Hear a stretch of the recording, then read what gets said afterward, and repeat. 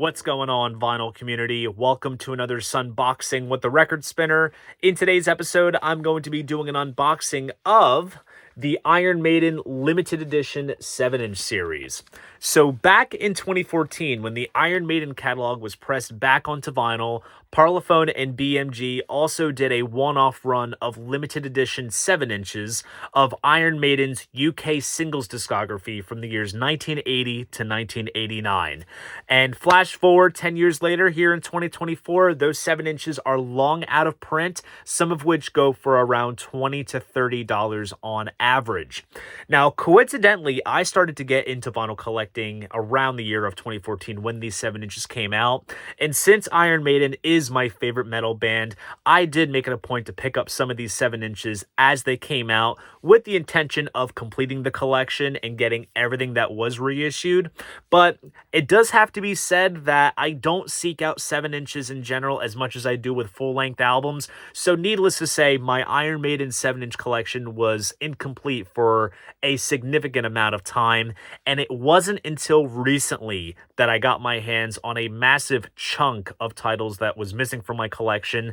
Thus, I felt the urge to complete it and round it off, since I am a little bit of a completist. And needless to say, that time has finally come, and I figured since these are really fun to collect and just really cool things to behold, given that you don't really see too much of 7-inch reissues when it comes to back catalog campaigns, I figured this series would be a fun one to tackle as part of the Sunboxing series. So enough of the chit-chat, let's jump into what this video is all about, and just like so, I will be switching angles. Okay, so first up we have the band's first single, of course, which is Running Free, taken from their self-titled debut. Cool live shot of the band on the back, and as you see there, that is the first sort of primitive Eddie the Head, which would spew out red smoke during the song Iron Maiden when they would play it live, and that was long before Eddie was the sort of monsterized mascot for the band. And as you see here, nice custom label is replicated. And here is the B-side. And the B-side for this single is Burning Ambition, which is a great non-album track. That's the great thing with Iron Maiden 7 inches, is that the B-sides offer a lot of cool rarity value when it comes to covers, live versions, non-album tracks. There's definitely a lot to feast your ears on when it comes to the B-sides. So much that there's actually a best of the B-sides compilation that was part of the Eddie's Archive box set from the early 2000s. Anyways, don't mean to go off on that tangent. It's something worth pointing out. Here we have Sanctuary. Now, Sanctuary was a non-album single, but the 1998 CD version of the first album does work the song into the track list. And as you see, it does depict Eddie stabbing Margaret Thatcher, former British Prime Minister, as you see there. And in some regions, the single sleeve was censored. It would just cover Margaret Thatcher's eyes, but obviously this is presented as it was originally intended, so it is uncensored here on this reissue, which is a nice touch.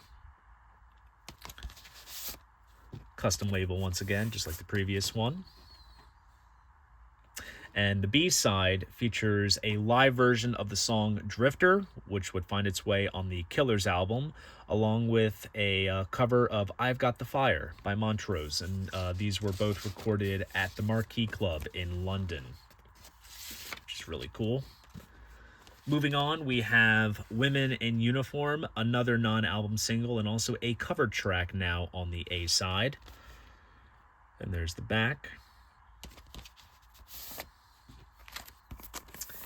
And the B-side for this single is Invasion, which is probably my favorite Iron Maiden B-side. This track deserves to be featured on either the debut or Killers. It seriously is a crime that it was not featured on an album. It's that good of a track.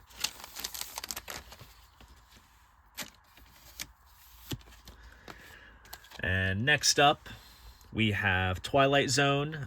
This is yet another non-album single, but like I said with Sanctuary in the debut, On the 1998 CD version of Killers, Twilight Zone is featured in the track list. So it kind of seems like Maiden had their pulse on sort of distinguishing the singles discography from the albums, kind of add some exclusivity to both catalogs. And I should mention that this is actually a double A-side single, since you got Twilight Zone on one side, as well as Wrathchild taken from Killers. Still keeping up with the custom label design here for these 7 inches, which is pretty solid.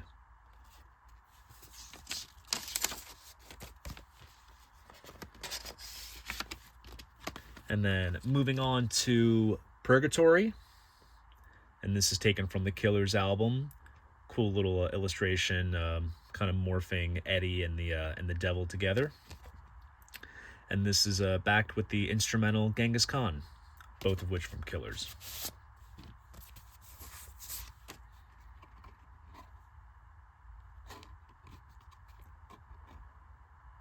And there you have it.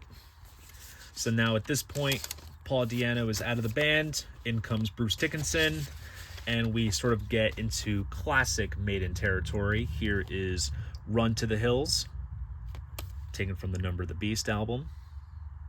What's cool too is that these 7-inch sleeves are real snapshots at the time, because they even have like all of the tour dates from the respective tours that these singles kind of came out amidst, which is pretty solid.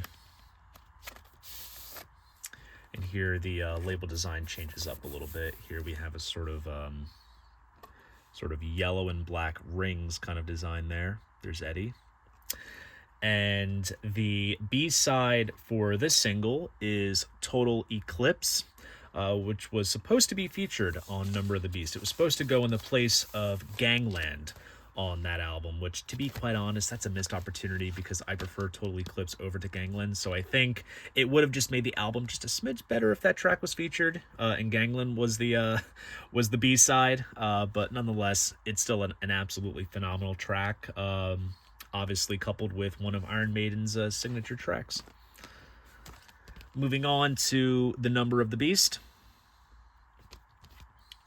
Here's the back, and this is backed with a live version of Remember Tomorrow, which I read somewhere. I'm going to have to do some A-B comparisons. Supposedly, they took the backing track of Remember Tomorrow from one of the shows that was recorded in Japan with Paul Di'Anno for the Made in Japan EP, and they just put Bruce Dickinson's overdubbed vocal there. That's what I've heard online. I'll have to do some further research to find out if that's actually true, but that's what I've read somewhere. So that's that. And now we move on to the Peace of Mind singles.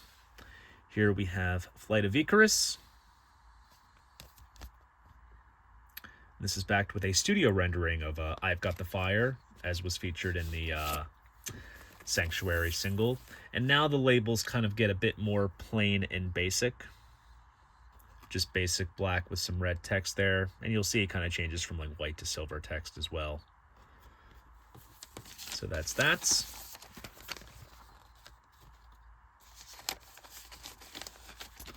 And then moving on to perhaps one of the most iconic Iron Maiden 7-inch sleeves, and that is for The Trooper. And this is backed with a version of Cross-Eyed Mary by Jethro Tull, which is an absolutely phenomenal cover. So good that I can recall hearing it on my local radio station a handful of times. It is that good. Definitely hones in on Iron Maiden's progressive rock sort of stylings that they were definitely influenced by a lot of the 70s prog bands at the time. Now moving into Power Slave period. My favorite Iron Maiden record. This is 2 Minutes to Midnight. And that's backed with Rainbow's Gold. And there's the firing squad image there. Rather iconic band photograph of the time. And then here we have a black label with sort of silver text.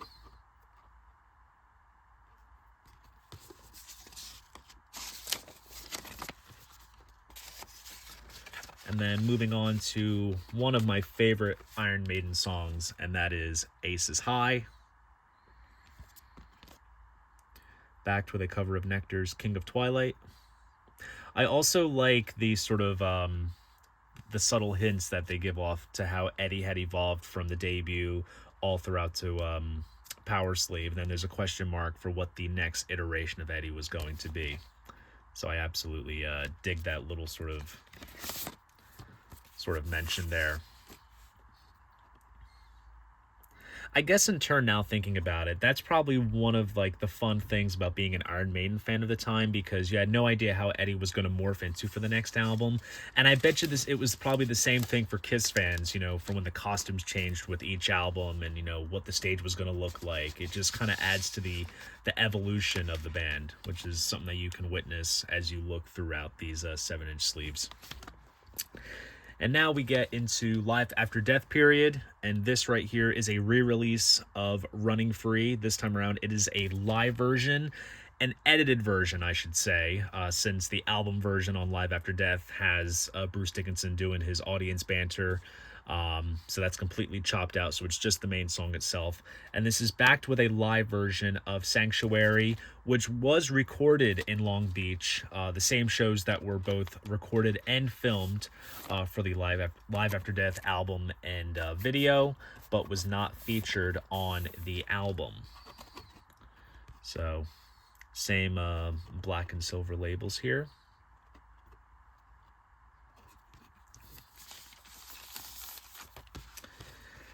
And then moving on to the next single from Live After Death, here is a re-release of Run to the Hills.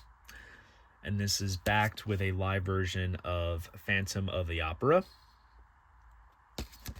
I think, if anything, the single jacket kind of depicts the Phantom of the Opera type imagery better than Run to the Hills. But it's nice that they kind of changed it up, though, despite Run to the Hills being the A-side. So there's that. And then I believe, if I am correct, obviously these 7 inches play at 45 RPM, but Phantom of the Opera, because it is a rather longer tune, plays at 33. I believe that is the case. And now we move on to Somewhere in Time. Here we have Wasted Years. And this is backed with Reach Out, featuring Adrian Smith on lead vocals. Honestly, does a pretty solid job on this one. This is another one of my favorite B-sides.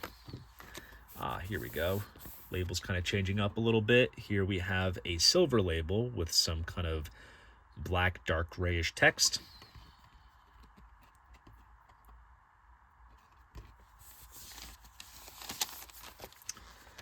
And then the next one up is Stranger in a Strange Land,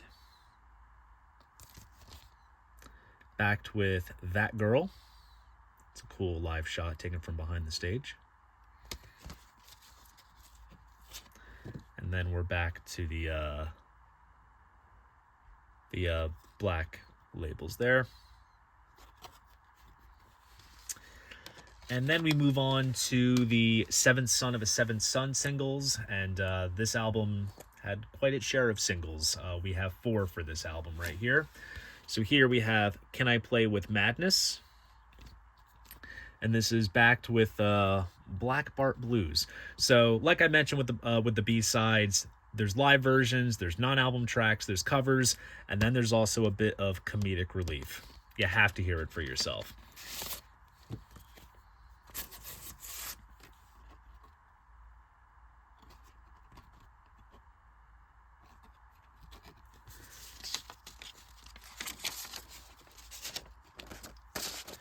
And then moving onwards with The Evil That Men Do.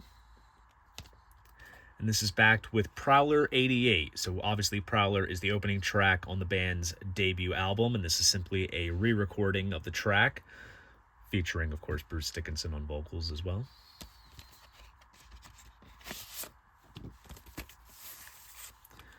And here, back to the silver label.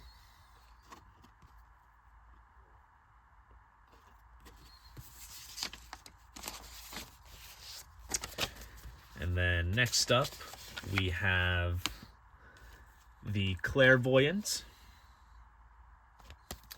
And this is backed with a live version of The Prisoner, which was recorded at the Monsters of Rock Festival in Donington, which Maiden did headline, broadcasted on the BBC.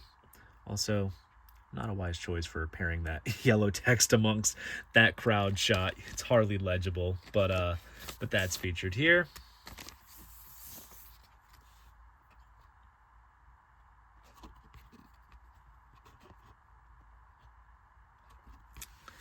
And then we are on to the last single of the series,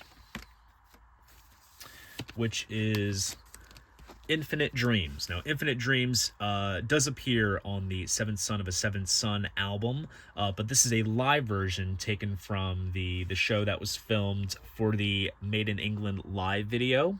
And this is also backed with a live version of the song Killers, which is from the same show as well. As you see, that's the cover of that video there. Was re-released on DVD many years later, but with an entirely different cover. I kind of much prefer the original here.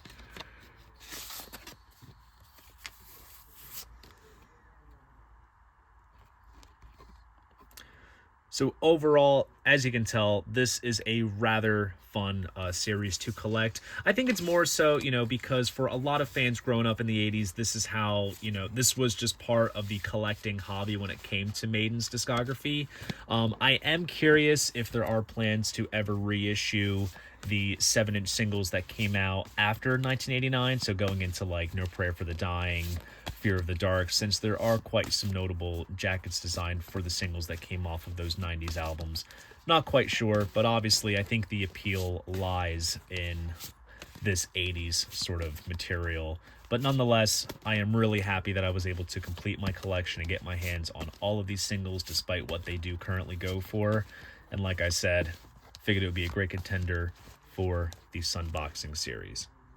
So there you guys go. That is my unboxing of the Iron Maiden limited edition 7-inch series. If you enjoyed this video, please go ahead, give it a like, and subscribe to the channel. See you guys in the next video, and most importantly, keep the records spinning.